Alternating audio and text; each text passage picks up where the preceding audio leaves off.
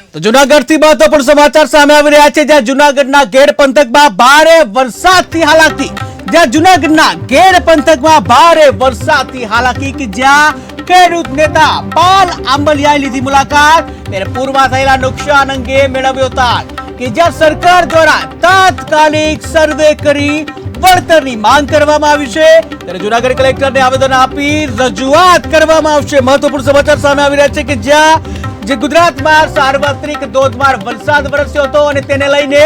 સમગ્ર ગેડ પંથક છે, સમગ્ર ગેડ પંથકમાં ધોધમાર વરસાદ પડ્યો હતો અને ઠેર ઠેર પાણી જોવા મળ્યું હતું અને જ્યાં ગેડ પંથકમાં ભારે જે વરસાદ થતા લોકોને, ખેડૂતોને ખાસ હાલાકી ભોગવવી પડી હતી, ત્યારે ભારે વરસાદથી ખેડૂતો જે છે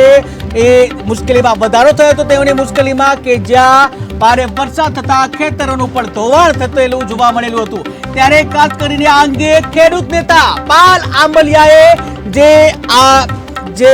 ગેડ પંથકમાં જે ભારે વરસાદને લઈને જે નુકસાન થયું હતું, ત્યારે ખેડૂત નેતા પાલ આંબલિયાએ રૂબરૂ તે સ્થળે જઈ અને વિવિધ જે ખેતરો છે તેની મુલાકાત લીધી હતી। આ સાથે પૂરમાં થયેલા જે નુકસાન અંગે તાગ મેળવવાનો ખેડૂત નેતા પાલ આંબલિયાએ પ્રયત્ન કર્યો અને જે તાગ મેળવ્યો છે આ અંગેનો ત્યારે સરકાર દ્વારા તાત્કાલિક સર્વે કરવામાં આવે અને જ્યાં સરકાર દ્વારા તાત્કાલિક સર્વે કરી વળતર આપવામાં આવે તેવી માંગ ખેડૂત નેતા પાલ આંબલિયાએ કરી છે,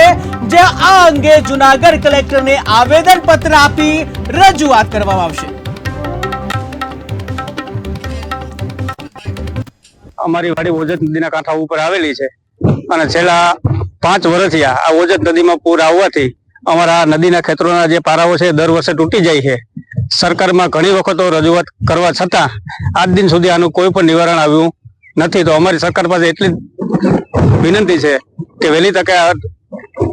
નદીઓ ઊંડી અને પોળી કરવામાં આવે। અને મળીએ છીએ અને કહીએ છીએ કે આવતીકાલે આપણે જૂનાગઢના નામદાર કલેક્ટર શ્રી પાસે જઈએ, એમને વાસ્તવિક પરિસ્થિતિનો ચિતાર રજૂ કરીએ, કારણ કે નથી અહીંયા અત્યાર સુધીમાં ગ્રામ સેવક આવ્યો, નથી કોઈ સર્કલ અધિકારી આવ્યો, નથી તાલુકા વિકાસ અધિકારી આવ્યા, નથી નાયબ ખેતી નિયામક વિસ્તરણ આવ્યા, કે નથી મામલતદાર આવ્યા, કે નથી પ્રાંત અધિકારી, કે નથી કલેક્ટર આવ્યા। ફરજ એમની બને છે। અમારે દર વર્ષે આ જ રીતે પાણીની તકલીફ થાય છે। ઓજત નદીના વહેણથી અતિશય પારાવાર નુકસાની થાય છે। અમારા પારા, કુવા બધું ધોવાઈ જાય છે અને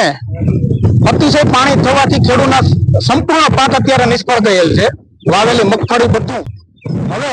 અમારે સરકારને એક જ વિનંતી છે કે આ ઓજત નદીનું પૂર જે પાણી આવે છે એ નદીને ઊંડી કરે, પોળી કરે અને એનાથી જ આ વસ્તુનો નિકાલ થાય એમ છે। દર વખતે જે પારા અમે કરીએ છીએ એ